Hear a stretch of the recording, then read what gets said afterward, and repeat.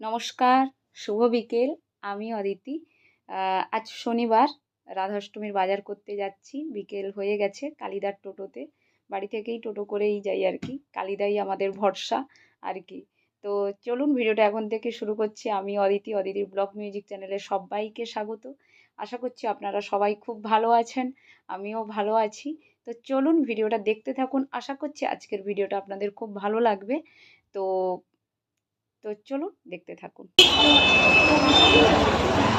কাঠা দিল 50 টাকা দাদা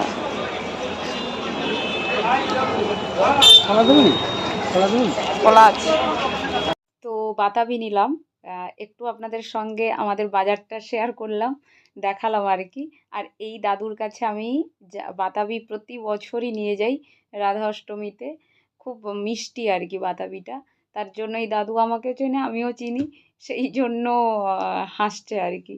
আর বাতাবি আমি খুঁজছিলাম, তো দেখলাম না দাদু বাতাবি আছে আর কি, বসছে।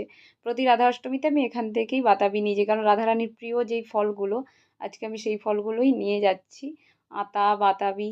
তো খুব অল্পেই উনি সন্তুষ্ট। উনি রাজনন্দিনী, মহারানী, রাজার নন্দিনী এবং ভগবানের কৃষ্ণের আহ্লাদিনী।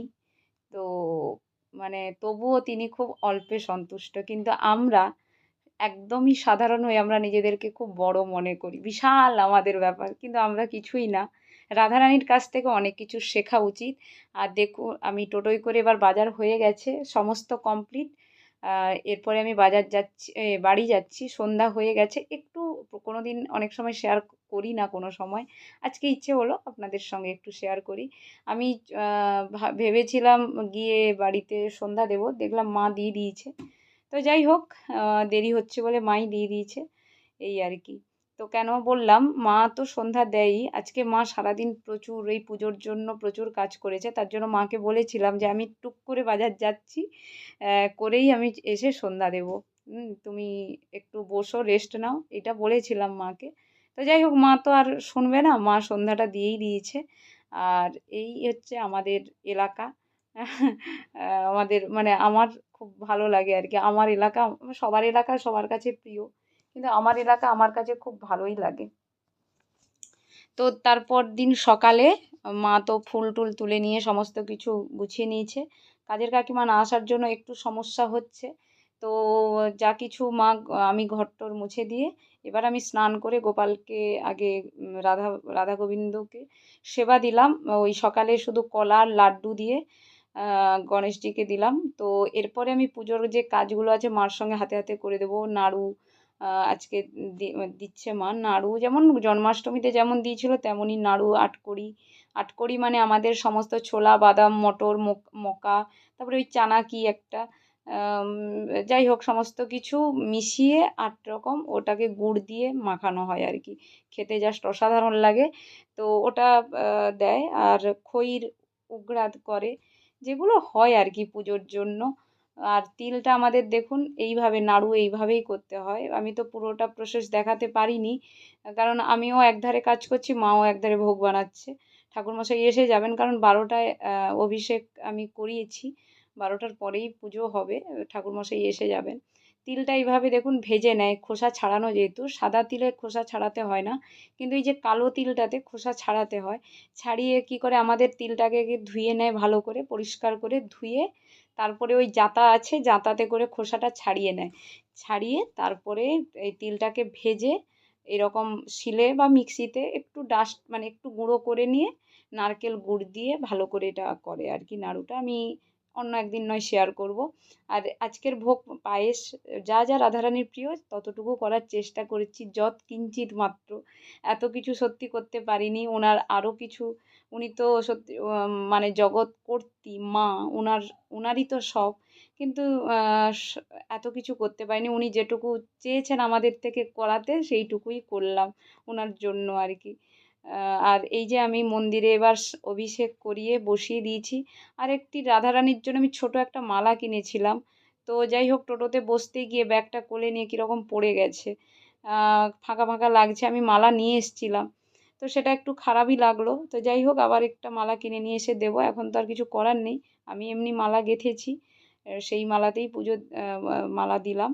আর ঠাকুরমশাই এসে গেছেন, কারণ 12টার সময় আমার রাধারানীর আবির্ভাব হয়েছিল, জন্ম হয়েছিলেন। তো তার জন্য দুপুর 12টার পরে পুজো হবে আর কি রাধারানীর। আর আমাদের গোপালের জন্মাষ্টমী, ওটা রাত 12টা। তো এই আর কি। আর পাটিসাপটা করেছিল মা, তালের গুলগুলি করেছিল, মালপোয়া করেছিল, আর মিষ্টি এইগুলো। আর কচু খুব উনি ভালোবাসেন রাধারানী। আমার পার্সোনালি মেয়েদের বেশিরভাগই কচু খুব প্রিয় দেখবেন। আর কচুর রান্না হলে আমারও কিছু লাগে না, আমি কচু খুব ভালোবাসি, গাঁটি কচু। তো গাঁটি কচুর তরকারি মা করে দিয়েছে। আর এই লুচি আলু ভাজা, যেমন 5 রকম ভাজা যেগুলো থাকে আর কি, এইগুলো সমস্ত কিছু ভোগ সাজিয়ে এরকম আমার অন্তত পুজো করতে ভালো লাগে। যতটুকু পেরেছি, আরও তো করতে ইচ্ছে হয় অনেক কিছু, গ্যাসটা ছোটোর জন্য একটু টাইম লেগে যায় আর কি, এই আর কি। তো ভগবানকে বলছি দিন দিক, একদিন অবশ্যই আলাদা রকম সমস্ত কিছু মনে আছে, সেটা মনেই আছে, যেদিন দিন দেবে অবশ্যই ভালো কিছু আরও করব। তার জন্যই এসছি পৃথিবীতে, তার জন্যই বেঁচে আছি, যাটুকু করব যতদিন বেঁচে থাকবো তার সেবা পুজোই করে যাব। আর দেখুন, তারপরে সবাই মা সবাইকে প্রসাদ টসাদ দিয়ে এবার মা আর আমি প্রসাদ খেতে বসছি। অর্ধেক খাওয়া শেষ হওয়ার পর ভিডিও করতে মনে পড়লো, আমি খাচ্ছি, আমার খাওয়া প্রায় শেষ, মা খাচ্ছে। তো এই আর কি, আমাদের রাধাষ্টমীর ব্রত এইভাবেই আমরা পালন করলাম। আপনারা কেমন পালন করেছেন রাধা অষ্টমী, কী করেছেন সেটা কমেন্ট করে জানাবেন। কারণ রাধারানী সব থেকে বড়, কারণ রাধারানী হচ্ছে পূর্ণ শক্তি, সেই শক্তিতে কৃষ্ণ শক্তিমান। রাধারানীর ভজন আগে করতে হয়, তারপরে গোবিন্দ তাতেই সন্তুষ্ট। আপনারা যদি গোবিন্দের ভজন নাও করেন, গোবিন্দ তাতে রেগে যাবে না, কিন্তু রাধারানীর ভজন আগে করতে হবে। রাধারানী তার আহ্লাদিনী শক্তি, তো তাই। আর দেখুন, আজকে আমার মা বাবা এই আর কি, কেন আমি তো বকছি, কারণ কি আমার কোনো প্রয়োজন নেই। নাইটি নিয়ে এসছে, নতুন পোশাক দিতে হয় নাকি রাধা অষ্টমীতে, তাদের অনেক কিছু মনে ভাবনা। সত্যি কথা বলতে আমার মা বাবা পেয়েছি আমি ভাগ্য করে, এটা আমাকে বারবার বলতে হবে, এদের ঋণ আমি কোনোদিন শোধ করতে পারবো না। অনেক করেছে আমার জন্য, জানি না আমি কতটুকু ওনাদেরকে শান্তি করতে পারবো। চেষ্টা করছি ওনাদেরকে যাতে আমি শান্তিতে রাখতে পারি। মিষ্টি আর আমাকে নতুন পোশাক দিল, মনে করে যে আমি নাকি ওনাদের রাধারানী। তো আমার হাসি পাচ্ছে। তো বাবার এই পোশাকটা আমার খুব ভালো লেগেছে, মানে প্রিন্টটা বাবার খুব, আমার এই নাইটিটা খুব ভালো লেগেছে। হোক একদমই সিম্পল, মানে একটা ছোট্ট গিফট, কিন্তু বাবার থেকে নেওয়া, বাবার থেকে পাওয়া, মা সবসময় দেয়, বাবার থেকে পাওয়া এটাই আমার কাছে অনেক বড়। আর তারপরে সমস্ত কিছু হয়ে যাওয়ার পরে এত গরম লেগেছিল, আমি একটু পুকুর ধারে বসছি, আমার ঠান্ডা হাওয়া বইছে আজকে প্রচুর। রোদে দেখুন পরিষ্কার আকাশ, নীল আকাশ, আজকে এই প্রথম দেখলাম আর কি, এতদিনে আষাঢ় মাস থেকে আজকে দেখুন নীল আকাশ, আর অসাধারণ লাগছে প্রকৃতির দেখতে। আমি প্রকৃতিকে খুব ভালোবাসি এবং এই প্রকৃতির রূপকে দেখতে আমি খুব পছন্দ করি। তার জন্য ঘাটের বসে একাই বসছি, হাওয়া খাচ্ছি, আর একটু আপনাদের সঙ্গে ভিডিও করছি। তো এইভাবে আমাদের সুন্দরভাবে রাধাষ্টমীর ব্রত পালন হলো। আমি তো প্রতিটা পুজোই ছোট হলেও করি, কারণ সবার মানে কি বলবো, সবার পুজো অর্চনা করাটা বাড়ির জন্য মঙ্গল, সবার জন্যই মঙ্গল। যৎকিঞ্চিৎ যেটুকুই আপনারা পারেন সেইটুকুই ভগবানের সেবা পুজো করুন। যদি কেউ একটি তুলসী পাতা দিয়েও পুজো দেন তাতেও ভগবান সন্তুষ্ট।